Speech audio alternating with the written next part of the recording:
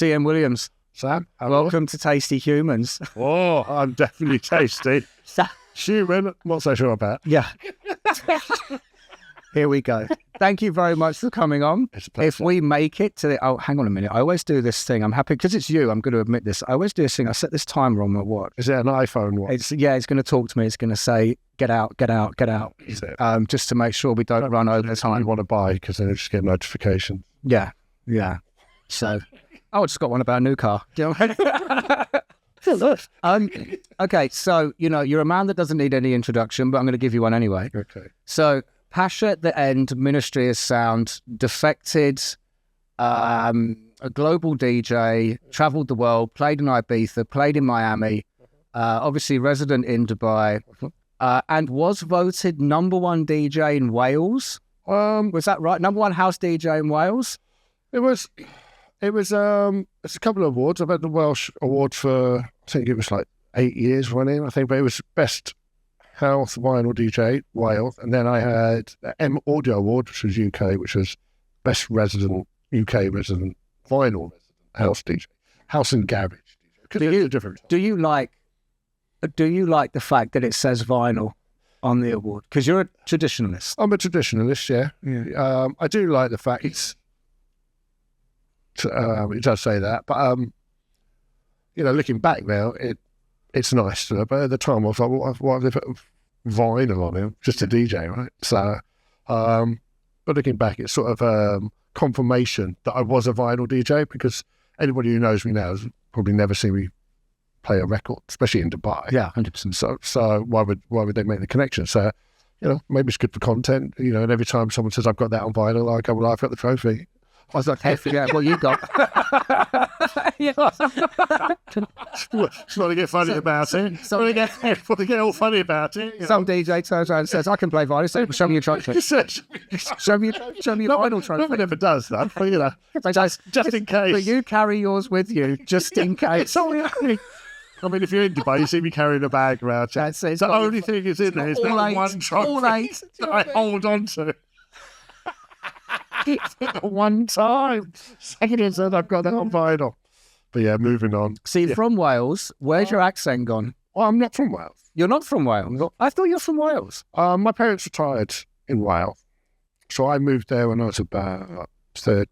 Where are you originally from? I thought you were Wales. I'm going to kill whoever does my research, which is myself. So I was actually born in Slough, London. Went to school in London. Okay. Parents, father's Jamaican, mother's English. They retired in Wales. Okay. So father's Jamaican. I'm firstborn Jamaican.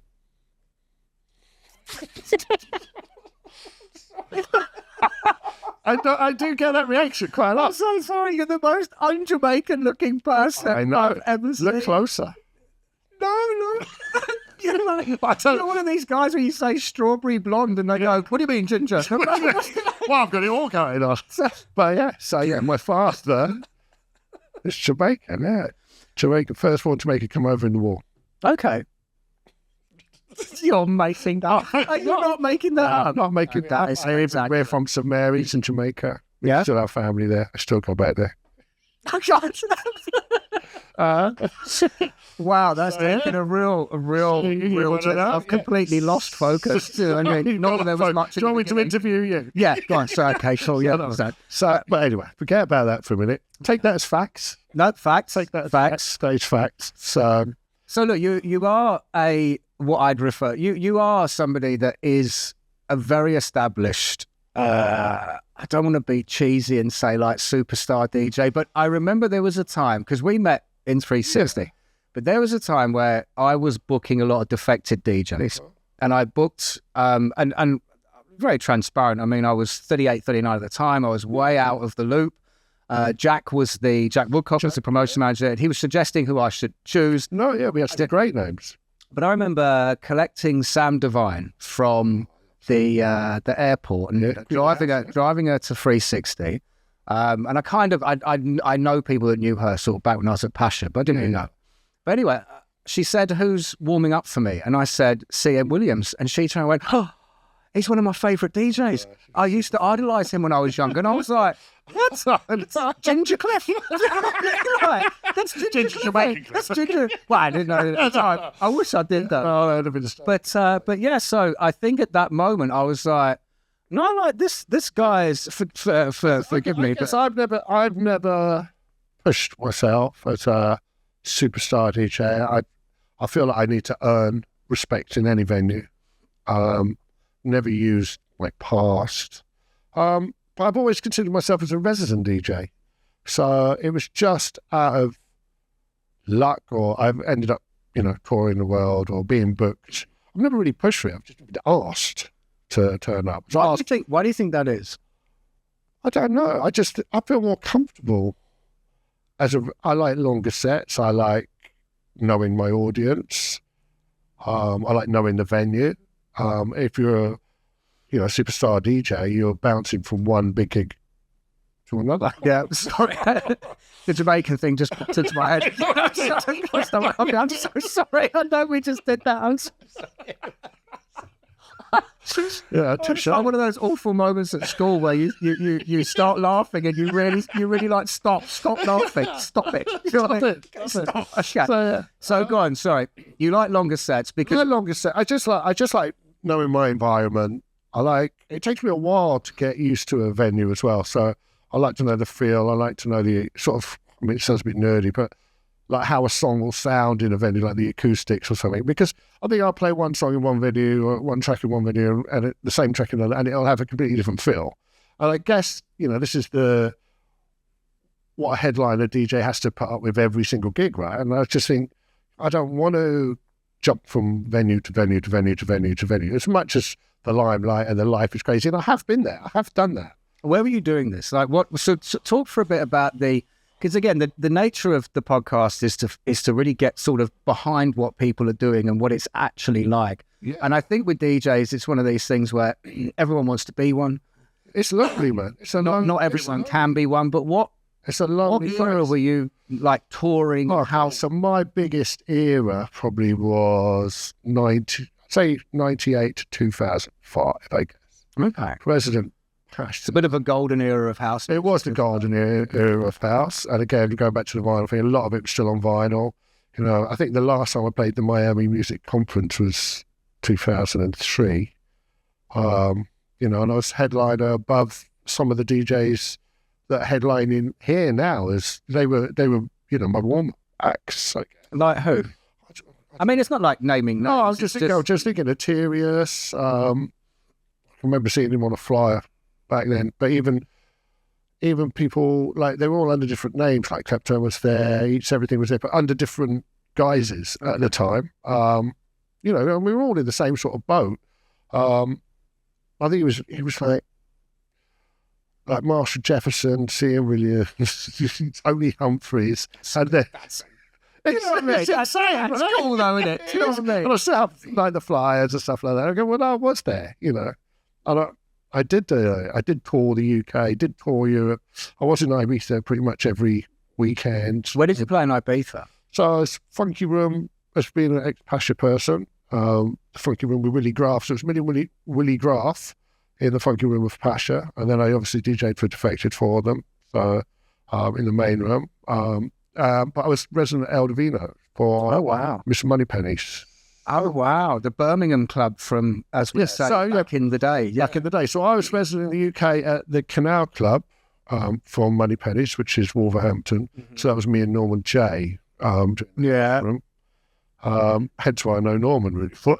So was that would 93, 94, yeah, this is 95? pre-Escape. Like, that was a golden era. Yeah, so I think it was probably, it was when they were considered the most glamorous club in the world. That was their tagline, Miss Moneypennies. Yeah.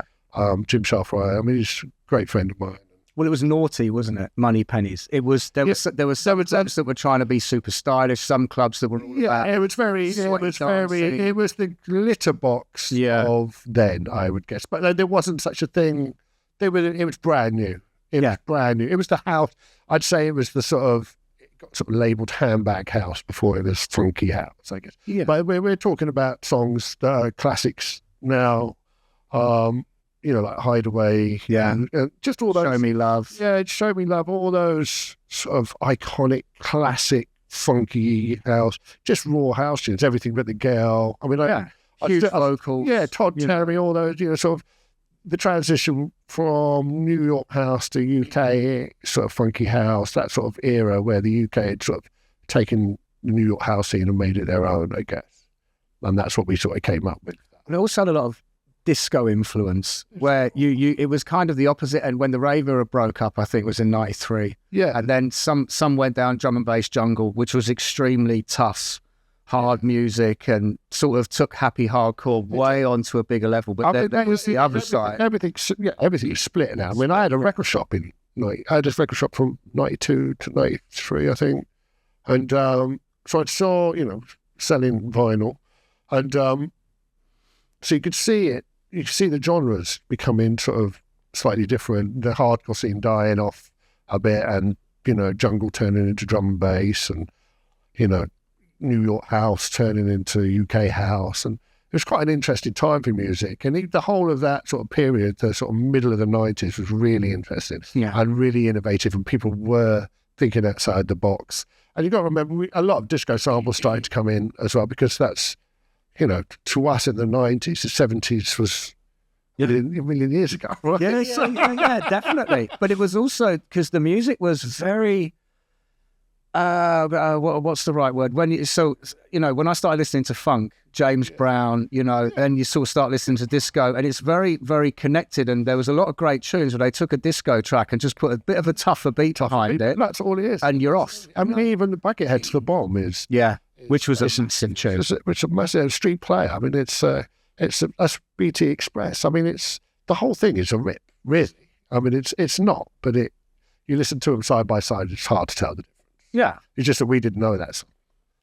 But I think that was inevitable. We were going to sample disco because our generation was brought up on disco, funk, and reggae. And don't laugh.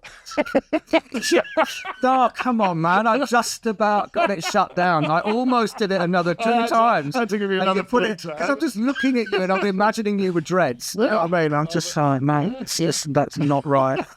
I'm not looking over. To be fair, I have, when I was younger, my hair did mat into dreads. So I didn't do it naturally, or? Yeah, naturally. I had dreads. I went to Glastonbury for 5 days when I came back thinking I wanted to be a new age traveller. Yeah, and had my hair put into 21 dreadlocks. 2 days later, I had to shave it off. It was a disaster. You were to rest it. It's a nightmare. I mean, anyway. But yeah, going back to the 90s, really, I think that was my sort of, those days, it was my sort of college degree or university degree. That was where I learned about dance music more than anything. And I think I made a couple of records. I think my first record I made was '96. I probably made some before, but it's it. Yeah. So thank you for swearing. We can't put this out anywhere now. Well, we're not editing it. Sorry. No problem. Sorry. We're moving on. So they weren't great. So '96 was good. And I mean, I wasn't producing myself. I was, but then I thought we need to do something properly. So I had a good friend, Mike Truman, who he was Hybrid. So him and Leon, and we did a few tracks together. And I was working with Hybrid for a bit and sort of getting to know, just learning off of him, production skills and stuff like that. Because producing must have been much different back then. It was so different. I mean, everything was outboarded. I think we had a Akai, probably a 900 sampler or 1,000 sampler, sort of MIDI keyboard, not much using Cubase back then. And everything was outboarded, so you had to sample. So you literally had to sample onto a floppy disk. Okay. And then key group it onto a keyboard. Nowadays you can drag and drop, do whatever you want. But he was a very talented. He's gone on to do films. He did the Fast and Furious films. Okay. A hybrid were massive as well. So yeah, and then from that, then I was in the Ministry of Sound, and I was back in London. Moved back to London at this point, so I had a distribution company in '96 as well, in London. So I had access to all the tunes, knew everybody. Innovative in the UK garage scene then as well. Okay. See, one thing I think is always very interesting about you, or I noticed anyway, is that when you DJ, you look like you're really enjoying yourself. Well, yeah. Like but you look like you're really enjoying yourself. Like there are DJs that will. I think I used to refer to him as like the black T-shirt brigade, which is rich coming from a man sat in a black T-shirt. I'm talking to a man sat in a black T-shirt. But the thing is, being filmed by a guy who's actually wearing a black T-shirt. You know what I mean? But the thing is that, you know, it has definitely, I think maybe in the last 10 years, it definitely, when that sort of slower tech music came in, the DJ slowed down and everything became, it's almost like I'm too cool to enjoy myself type thing. No, when you play, like, you're having the best time out of everyone. But I don't want to be cool, I guess. Well, you're not. So. Well, no, that's, definitely not. I actually, in my head, I always think, even now, they're like, you've got so much energy, and, you know, and I'm a certain age now, but they're like, so much energy behind the decks. But in my head, when I'm actually DJing, I don't feel like I'm dancing. But the crowd feed off it. But I don't feel like I'm dancing or anything. But when I see a video back, yeah, you're going mad. I'm going for it. Yeah. I'm going for it. I mean, so it's not conscious. It's not a conscious decision I've made. That's no. So that's what I'm saying. You're not a dancing DJ. Yeah, you're not that 100%. But like I say, with you kind of play, and you really feed off the music you're playing. And then I think one of the other things I've always respected about you as well is that you will try and connect with. Even so, look, we've done nights in 360s. Sometimes didn't work, and there's like 40 people standing there, and you just go connect with them. And you have this thing about understanding that to connect with the people that are in the venue rather than worry about who's not. No, exactly. And I think that's just come from experience, I guess, and finding. I always say you got to find the hole in the dance floor, fill that hole in the dance floor. If there is, you know, if you have a busy club, then and there's a. There is a gap in the if the dance floor is empty in a certain space, then why is that, right? So obviously I'm doing something wrong, or, you know, certain people are liking it, but why are the other people not liking it? So I try and adapt and make everybody have a good night, I guess, rather than just like, I mean, if there's 40 people in the club, we play to them, right? But if there's different crowds, then we need to balance it so everybody has a good time. And I feel, you know, I do have the experience to balance that, even if it is on a strictly house night, or, you know, strictly, you know, R&B night even. You know, I can still find an even ground for everybody to have a really good night.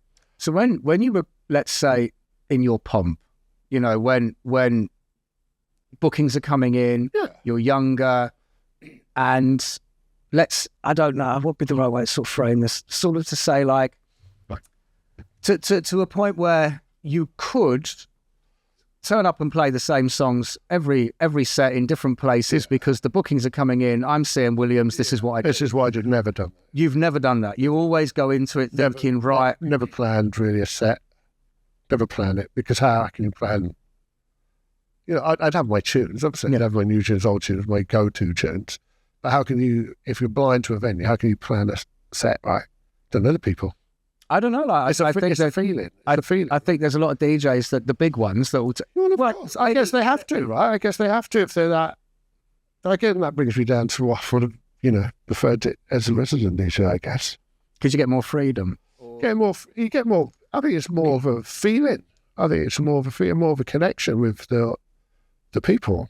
I think, you know, if I just turn up and play, for instance, you know, if I played the same venue in Dubai now, you know, 2 days running, it would be completely different. Yeah. Because the people are completely different. There might be some similarities, obviously, because some tunes that I'm really pushing or really feeling at the moment, and I want to get them across. But at the end of the day, it's about who's in the venue. It's not about what I'm doing, so I won't plan it out. I mean, if I'm doing a radio show or something like that, then, you know, it's like, well, I go, okay, I want to play this, but that's different. What radio shows are you doing? So I'm doing, what I'm doing in Dubai, I'm doing pure Ibiza radio. Okay. Pure Ibiza radio on a Wednesday. And then in the UK, keeping my Welsh connection, doing Radio Cardiff. Sorry. XL UK, which is a network station. I don't really know station set. I'm sure quite a few. And Ibiza Clubbing Guide Radio or something, which I'm not sure if it's an online thing or not, but they sort of network. So you're not sure what they're doing with it? You're just recording it? No, so I do the one here live. So go to the studio and I'll do a live show, and then I'll record one show, different show, say, it's a monthly thing, and I'll do that from home, and then it gets networked out to those stations. So I've got a host Martin Dibbles, he hosts the first hour, and then I do the guests hour once a month, which is pretty cool. And it keeps you on your toes, I guess. Keeps me looking for different things for a different audience, and I've got to keep in mind that's a UK audience. What do you think the difference is? The UK is much more housey. I think it's got more history in house music, so it's not saying that Dubai doesn't. It gets a different vibe completely. I think they touch a lot of the time on the same thing, but I think the UK really does, like we were saying earlier, still has that disco sample in it, still has that sort of kickback to the mid-90s, where not so much here, it's sort of got more of a kickback to probably late 2000s, really, where it probably kicked in a bit more here. But so, which is fine, and it's good. But I always try and bend the rules a little bit here in my sets and try and give a bit of a old school feel to it. So there's a lot of different genres here. Like we were talking earlier, the Afro House thing is massive here as well. But this, which a very wonderful analogy was made. Which I can't remember that. Yeah, no, I can't say it. I'm trying to think of a way to say it. It's the soft version of the hard stuff. Yeah, there you go. Yeah. How it is. If you're watching a movie. Bit of cowbell. If you're watching a movie. Yeah, if you're watching a movie, it wouldn't be the hard core, was it? It'd be the... I tell you what it is. I tell you what it would be. It was when they would show a movie that had a lot of swearing in it on terrestrial TV in the 90s. And that's exactly what swearing it is. No, it's not much, a dubbed movie. A dubbed, yeah. So right when they're going to do something bad, it's just soft. I yeah, that's exactly, that is the analogy. But I feel Afro House has come a long way. I think it's taken a long time for it to get where it is. And, rightfully so at the minute, it's in vogue, especially in Dubai. Not so much in the UK. Definitely here, sort of global, especially Asian countries. Okay. It's got a really big following at the minute. But again, I feel, it's good for the scene in general. So even if people are getting into house music via Afro House or any of the subgenres, then there is a door there that goes, well, hang on, there's more to the... There's a gateway. Yeah, there's a gateway. There's more to it. There's a gateway to harder things. So listen, I have a question. So where did it all start for you? Where did it all go wrong? Like, where did it all, so after everything we said, you're on a high, where did it all go wrong? Where did it start for you then? Like I always ask, I've had a few DJs on here, and I do like to ask the question, like, at what moment did you go, I want to do that? I've always been a DJ, always. I mean, I did a thing, I was saying to you earlier, and I did a thing just to reminisce myself and to work out a bit of a timeline, but literally I've always been a DJ. I can't remember a time when I haven't. My family would go big parties, not that I was DJing at them, but I was always interested in how, I was interested in making mixtapes without a gap, right? And this is what I put in my post. And my dad worked out how to wire 2 old turntables up to an amp so I could record my mixtape one track after another, right? So no gap. But I still didn't know how to mix like Electro 7, the album that I bought when I was a kid. I wanted it to blend, right? So what I do now is an evolution of that when I was 11 years old. So, it's the mid-80s. So just to make one continuous... Just to make one continuous fly, a mixtape that was we would say there was a vibe all the way through, no stop and start, because my dad threw these parties and he would record his, not mixtape, but he would do a playlist on an 8-track tape. But he'd have stop, play the next one, stop. Yeah. That's missing something. Needs to flow. This is before, no internet. No, I didn't know of DJs. It wasn't, I'm 11 years old. I wasn't watching other DJs going on here. It was just something I was interested in. So everything is just an evolution of that. So speaking of evolution, how do you feel about technology now in DJing, or the evolution of the technology? I love it. Yeah. Why not? I mean, I can remember thinking I just wanted, back in the day we didn't have the technology, so we had 2 records, right? if we were lucky, 3. And to the point where now I can DJ and loop a drum loop, for instance. I would have to, if I wanted to do the same thing, we had a thing called a dub plate, which was an acetate vinyl, right? So you go, okay, you could make, in the early days, you could make a drum loop, or go in the studio and make that drum loop. And then you'd have to go to a pressing house and pay like 80 quid to get it pressed, which would only last about 5 times, just to use a drum loop transition record, right? So we were already thinking like the technology. So the technology is an evolution of your thinking. Well, yeah, That's very interesting, actually. what DJs were doing, right? So it just took that bit away, right? So we didn't have to go to that. So now we can just loop the drum loop. I never knew that.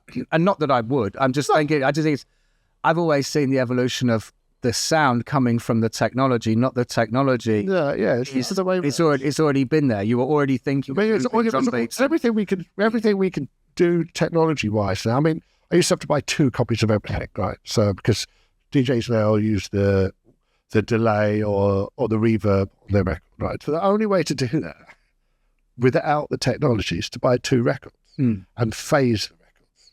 So you'd get a reverb or you'd get an echo. So how do you do that? Records at the same time, but one slightly out of speeds, right? So really behind it, so it would echo. That's ridiculous. In a good way. In a good way. I mean, there's a way. Like, yeah, it is. I mean, there's a reverse on technology now, so you can reverse it. Yeah. So back in the day, to reverse a record, and we worked this out as kids, you can literally take the turntable, not apart, but yeah. So you take the record, you get a reel of packing tape, put that on the turntable platter, put the record on top of it. Right, so then you've got a gap in between the turntable and the vinyl record. Get the head shell of the needle, turn it upside down, and put it underneath the record, and it would play backwards. Wow! So you could get them whoop, whoop, whoop, whoop. And all you have to do now is go whoop, whoop, whoop. But it was interesting to watch. But it's interesting, yeah. That people even think of doing it. That's the thing. That's probably why the reverse is there, right? Yeah, because it was already a DJ thing. Yeah, no, that's what I'm saying, is that it wasn't said, oh, why do we put this switch in to make it play backwards? Because DJs will... No, somebody do that because I'm tired of having to take this thing apart. So roll the tape with me every day. Just to do one little thing during a set. There was so much. We were creative, and it had to be because we were limited with technology. And technology got better. The early CDJs were... I could eat my own words now because I used to say, you turn up and play CDs and CDJ, you haven't, why don't we just put a tape on or something? What's the point? So I used to say things like, yeah, no, if you haven't got it on vinyl. No, I used to say, I used to go like that, yeah. When you play vinyl, it's not like vinyl. Vinyl's good, So there are people that, the handful of people that might watch this are just going to go, idiots. Yeah, of course. But that was how we thought that at that period of time, and that was probably early 2000. There was the transition. But I love the technology now. I love it. I think. Do you think it's gone too far with things? I mean, I remember Tractor, where I was like this. So the CDJ thing, I was always, when I was running a couple of nightclubs, stuff like that, I just used. This was when CDJs first came along, and I was the same. I was always like vinyl, right? But then when Tractor came along, I was like, and they're like, no, it mixes for you, and I was like, hang on, like now it doesn't, does it? Now I don't know. I've never sort of used it or anything like that, but it'll beat sync together for you. Yeah, but that I think. For me, that's where the line's drawn. It's like you at least have to. It's either that or you have to have lots of technology and constantly be manipulating everything you do. You should be doing something. You can't just stand there. Yeah, if you're using the technology, I still DJ like a vinyl DJ, so everything's still in vinyl mode. There's still, sorry. Yeah, most of the time. But there's still I don't use the sing band, and I don't disagree with the sing band. The only reason I won't use it is because I find it not messy. It'll work if I'm playing 10 or an hour song that are all at the same BPM, right? And I'm going to do nothing but transition between one song and the next. That's not how I DJ, right? unless, or if I'm using it and I'm being really creative, like, and I've got my, my drum machine, and I need it to sing, because I haven't got that time it takes me to mix it. I can be, playing some chords over the top, or, some effects, or whatever your DJ thing is, right? But for me, I still like to play like a vinyl DJ, and I still like to have, I do have all my beat loops, and I still have all my acapellas. So just for example, if I'm wanting to drop an acapella over a mix that I'm already mixed in, and I've got the sync button on, that sync button will think the acapella is the same tempo as, and there won't be any tempo, there won't be any beat marker on the acapella. It's just a vocal. So it's going to think it's like 20 BPM. It's going to speed it up to like 400 times faster than it should be. So the time it takes me to turn off the sync button, reset it, and play the acapella, the moment's gone. Okay. So I'd rather keep it free, and you just use it freely. But there's nothing wrong if you're playing, say you're playing a techno set, and you're going to be playing at a certain BPM pretty much all night, then why not use it and then be creative on top of that? But my thing is to be creative the other way around, I guess. So, and I need it to be fast, and the equipment will still do that. I mean, I don't use the cue button. Most DJs you see, DJs you see will be hitting it. Yeah. I still cue it like a vinyl. So I still use the crossfader to cue it in. So Very traditional, proper old school. very traditional. Very traditional. But it's not. It's just, It's just what you're most comfortable with. it's just what I'm comfortable with. I don't feel comfortable with doing it. So who do you think right now are some of the top DJs technically in the world? Like, do you look at DJs play and you're looking at the equipment and you're going, that's clever? Or I mean, sometimes I do. I mean, people like James Hype. I mean, okay, so let's take one extreme, like James Hype, and how clever and creative he is by syncing everything together. I think that's how you should use technology, right? He's a dance DJ, but he's a hype DJ, right? So everything has to be hype. So he's transitioning from one break into another break, into a drum loop from something else, using his stems and being really creative with it. To basically remix live, which I think is great, but would I listen to that in the car? Would I buy that to listen to, right? It'd be great at a festival, right? Is it great? Is it great in a cool, dark nightclub where people are vibing? Maybe, I don't know, maybe it is, but I'd prefer to listen to a DJ that's got a vibe and a flow and flowing with the music rather than hyping it all the way. what do you mean by hyping it? I've never heard this term. Well, I mean, it's just one, like, put your hands up into the next, put your hands up, put your hands up. Okay. So it's constant build. It's great. I mean, there's nothing wrong with it. It's great for a festival. It gets people wild. And watching him do it is fantastic. But, that's a different style of DJ completely to the traditional style, which would be blended. I can mix a record pretty much for 5 minutes and you wouldn't even notice. And hopefully that's my goal.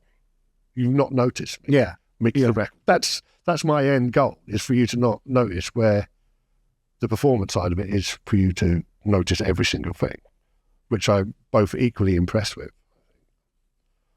I do like watching these videos, and I do like watching them. The generations moved on and how they've taken what we've sort of come up with and gone, right, that was okay. Yeah. Let's do our own thing. We're the new generation, right? So what are the new generation doing? Like, you sent me that video, the kind of facing each other. I love stuff, which looks, as first time I said, it's very, very cool. Yeah, I looked at that face to face. I think it's what's big in America. Yeah. And the UK are picking up. And the one channel from one mixer's wide into one channel from the other mixer. Yeah. So they're playing essentially back to back, but face to face. Face to face. So basically they're doing two. They get 2 records each, which is the official sort of back to back rule. But when you face each other, it gets quite interesting, right? So it's like a boxing match, more or less. So they're not trying to make a flow. Well, they can, I suppose. You can have it whatever you wanted to do. You could have, but what could be interesting is you could have someone like James Hype with all his equipment battling. So it turns into sort of, they're trying to one up each other. Yeah. In a good way. In a good way. It's only going to be good for the audience, right? So, but you could have, someone like Kerry Chandler or, Frank Roger, or one of the best house DJs flow-wise, up against someone like James Hype face to face. And how would that work, right? Yeah. Or you could have the vinyl DJ versus the digital face to face. So you've got two sets of equipment. So you get a really good interaction from. Well, visually, Visually amazing. It would be really, really cool to see that. Visually amazing. It reminds me of a thing called dueling pianos. Did you ever see that? No, go on. So again, I was in Vegas. Oh yeah. Sorry. It's just there on a quiet weekend. Just on a quiet weekend, just popped over, see the family. That's Long Island they moved to. But anyway, different side of the country. But I walked into, I think it was a bar that, was quite famous, and I think Frank Sinatra and people like that used to visit. Mm-hmm. And I walk in, I just wanted to go to this bar. They had two grand pianos back to back. Yeah. Amazing, I thought. So, and then basically two pianists come out and they just battle it out on the piano. And everyone was right around the whole bar. It was just like that. They were giving tips. Can you play my song? And they just battle it out on the keyboard. That'd be amazing. And it is amazing. I always thought of bringing that here because I thought it would really work, in some sort of really nice fine dining restaurants. Yeah. Where you'd go, oh, okay, yeah, I want, like a show, there's lots of cabaret sort of stuff, and it'd be perfect for that sort of environment.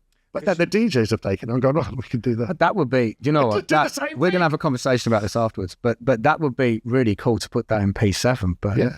So you've now also moved into more marketing and sort of, you're not just DJing anymore. Okay, yeah. You've just sort of, yeah, I've got I'm spinning a few plates, as they say. Yeah. I DJ probably 6 nights a week. Oh, really? You're still DJing 6 nights a week? Where are you playing? Well, I do Barasti mainly. So okay. I do this week. Well, actually, this week I only did a few, but I did 2 Friday. So I did Friday afternoon, I did Thursday, 2 Friday, 2 Saturday, 1 yesterday. So in 1 weekend. And then I've been doing Iris in Maydan Brunch and blah blah in JBL. And what's the spectrum of music? R&B. I play on the beach. I'm very particular what I play on there. So that is when you'll see me is the house of C.L. Williams. Okay, so you'll only get house me. I won't trophy winning. The trophy, the Jamaican trophy winning. Javelin throw. The real you. Javelin. Cross country winning. Olympic gold medalist. Olympic gold medalist. Skydiving, see mate. Not to blow my own trumpet, really. No, but.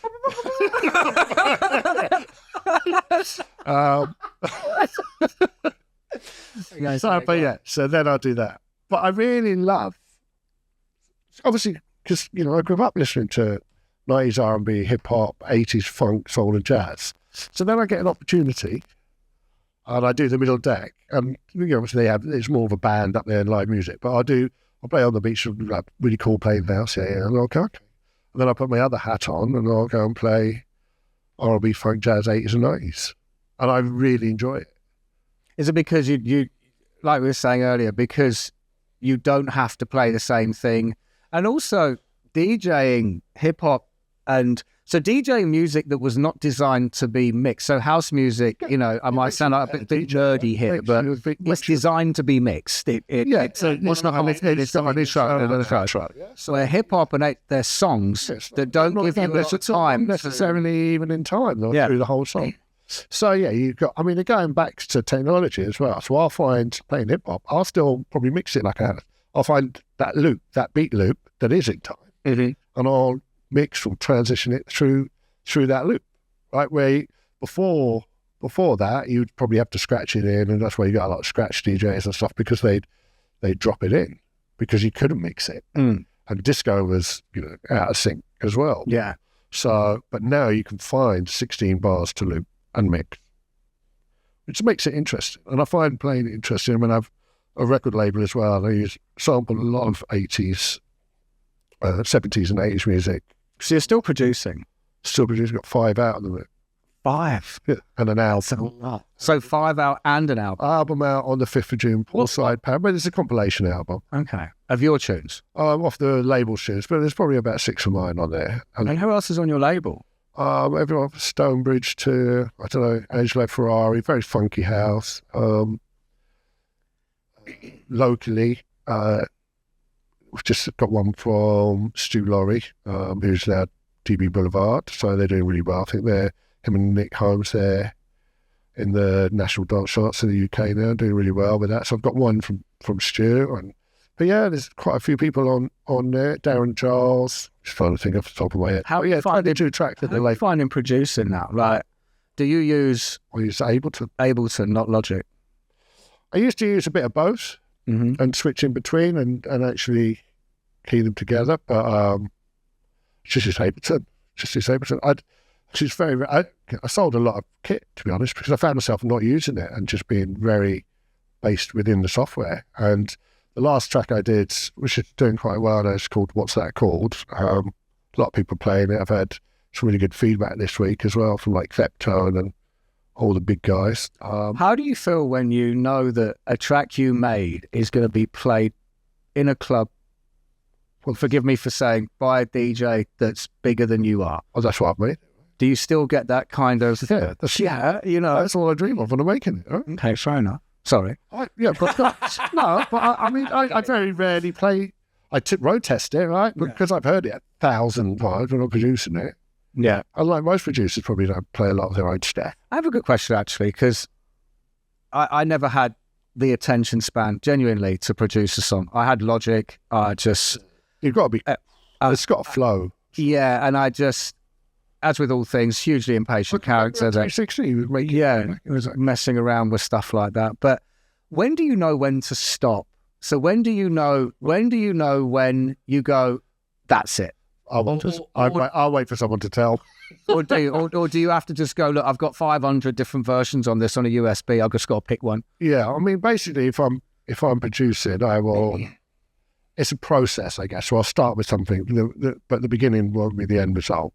And I'll find it's like doing a painting and just throwing paint at it and seeing what sticks. And then you got to look back and go, I can see a portrait in there, or I can see a landscape within this, soundscape basically, and then focus in and then see where that leads.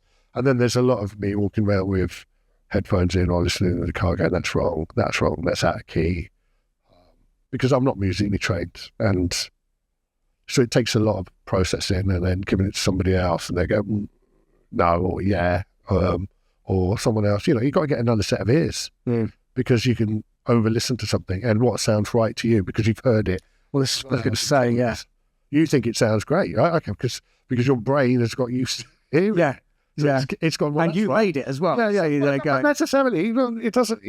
Your brain. You convince your brain that it's correct.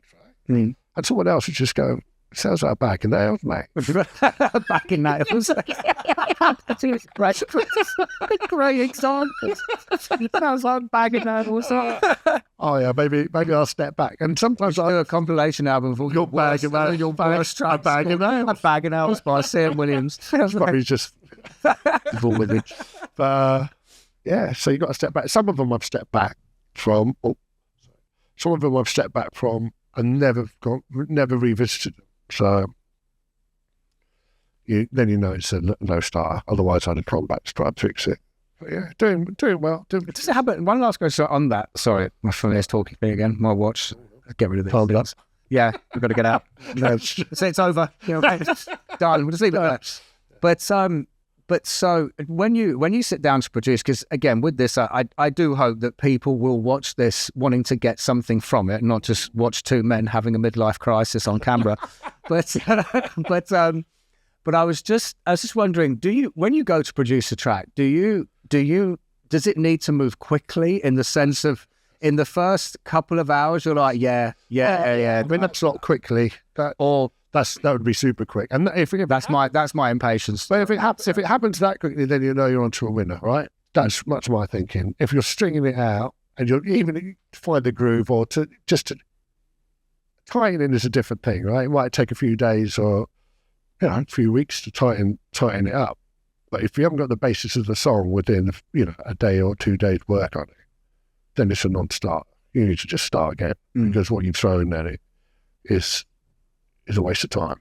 Or strip it way back to what you thought was a cool group to start with and rebuild. That's how I look at it, really.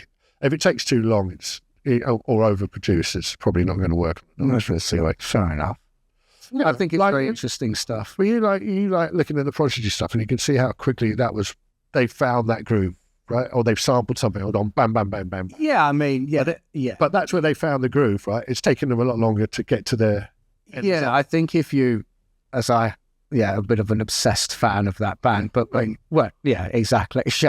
You've heard me rattle on about it for a long time, but you can see how they've stripped it down to show you how they've come up with it. Right? Yeah, when you and it's very simple. You can see a couple of things. It's very simple. Beats and samples. Yeah, it's simple. just super, super simple. But I look at it in the who has that level of imagination. Oh, again, sorry, it's just crazy now. But yeah, I mean that's what made them innovative and. It was just, that's like saying, you can look at artwork, can't you, or read a book and go, well, it takes the same amount of creativity to come up with it. It doesn't matter what tools you've got. Yeah. Scott Gilman. It just depends on right time, right vibe, right person. Well, look, dude, I have one last thing for you because, I mean, we could talk about music. Go on for days. For days. Yeah. And I do, if I continue to do this, which I really want to, you'll be a repeat guest once I start running out. Maybe we should ask the listener. Come back on. I need you back on. Bring one of the trophies, put it on the desk. The trophy. But how's your arm? My arm. Your arm, and I'm going to give that some context, which is we're all on this big shared group, and you went out on my stag do, and sent a picture that I could only say I could not stop looking at it. And really wanted to stop looking at it. I've never. That was. It's like a kebab. So explain what happened because that was just. It was something of the sky. Yeah. So we're on stag do. I mean, it wasn't really a wild night, right? So it wasn't that crazy. And there's video footage to prove it wasn't that wild because my wife had asked how wild this stag do was. But, we did have some drinks beforehand in an Irish bar, and it was called the Tower of Death. Perfect. But yeah, that was hours before anything really got me. Yeah. And then we went somewhere else, had more drinks, and then, a good friend of mine, Jay Moore, we were basically leaving. We were leaving, and the lights sort of coming on, and there was one of those disco dance floors in this venue, the ones Jamaican that makes you want to go on it. It makes you want to break dance. Yeah, of course. Yeah, go on. Because I actually don't know the story. I don't know how they did it. Jay was like, you could break dance. Not really. Not since I was 12. He said, just do the worm. I went, I do the worm. Let me do something bad. So I tried to do the windmill. And then... Sorry, the people is Phil at your. I was going to say at your age and size. Well, the up rock was good. So I was to do the windmill. Yeah, any break dancers out there, you sort of start off by doing the up rock. Yeah, when you're back, then you go down, you drop down, and then you go into the windmill. But when I went into the windmill, I fell on my own arm. Okay, I broke my arm, but didn't even know I'd broken my arm. I got up, I thought I dislocated it, so I was trying to put it back in. And everyone was going, no, it's shut. That was the end of my stag do. My poor wife was just come back from Ibiza. I had to call her up. Hi, funny. The wedding picture's going to look a bit odd. But then, well, that was what I was panicking about. So they were really great. But they took you to hospital. Yeah. And they cut your arm open. Cut my arm open. And they put a metal plate in. Metal bolt. And you decided it would be a good idea to take a picture of it. Yeah. And post it on. Yes, I did a selfie. Man, I wish I wish I could just, but I won't do it. My arm was cut open. Come open. You could see right in. You could see the metal bar. This laser's come right. Oh, my goodness. Bizarre. Bizarre. I'm going to put it as I'm going to put it as the thumbnail for this. Oh, don't click on it. I have shown a lot of people. I've shown a lot of people as well. Yeah, people just like, wow. So yeah, it was. Looking back, I mean, to be fair, they were great. Yeah, I only missed 1 weekend of gigs. I was in a sling. Yeah, I was in a sling, DJ'd with one arm. Using tractor. Well, listen. It's been great. I love you. It was a pleasure. I still don't believe you're Jamaican. Got a proof? But you are. What? Magwan. What a way to end. But look, yeah, I mean, yeah, thank you so much. It's been great. It's great, Lars. Love you to bits. We knew we would be. Yeah, I mean, man. So thank you so much. Good man. Good man. Cheers.